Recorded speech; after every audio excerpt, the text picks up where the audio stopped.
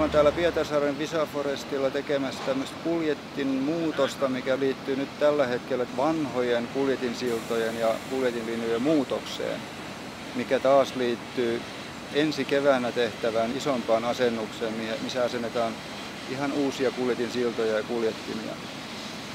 Ja tämä on nyt siinä mielessä aika mielenkiintoinen nosto tällä viikolla.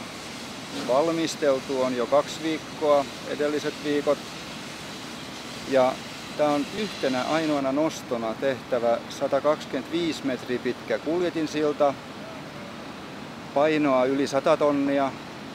Ja nosturin kokoluokat on isoimmat on 500 tonnia tuolla yläpäässä.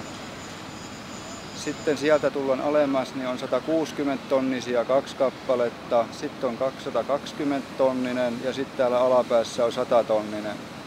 Sitten on vielä noita korinostureita on 1 ja sitten on kurottajia ja pienempi nosturi, mikä on apuna tässä hommassa.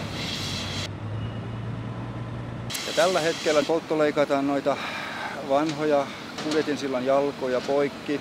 Nosturit on kiinnitettynä ja niillä on kiristetty ketjut siihen painoon, mitä on arvioitu.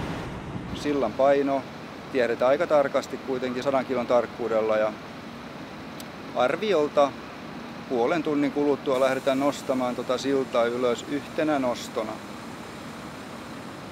Tarkoittaa sitä, että jokainen nosturi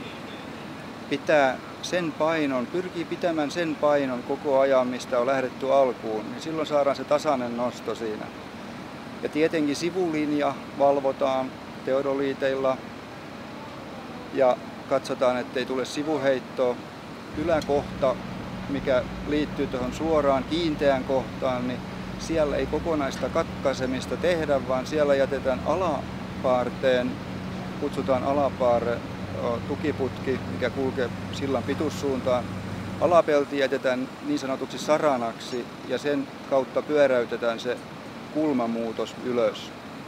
Siellä on lukittuna sitten tietenkin isot taljat vielä pituussuuntaan, että se silta pysyy paikallaan. Noston arvioitu kesto on 2 vuorokautta, jos se menee hyvin. Ilma on ok. Tänään on ihan lähes tyyni.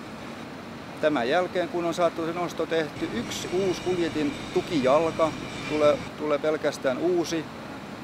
2 vanhaa jalkaa jatketaan. 1 puretaan kokonaan pois ja siitä otetaan tukimateriaali, pätkästään pätkät pois ja siirretään näihin jatkettaviin jalkoihin. Ja hitsataan hitsausohjeen mukaan kiinni peruslevyyn ja sitten tämä putkijalka jatkoja. Lisäksi on tietenkin paljon viimeistelytyötä, tasoja ja muita tämmöisiä.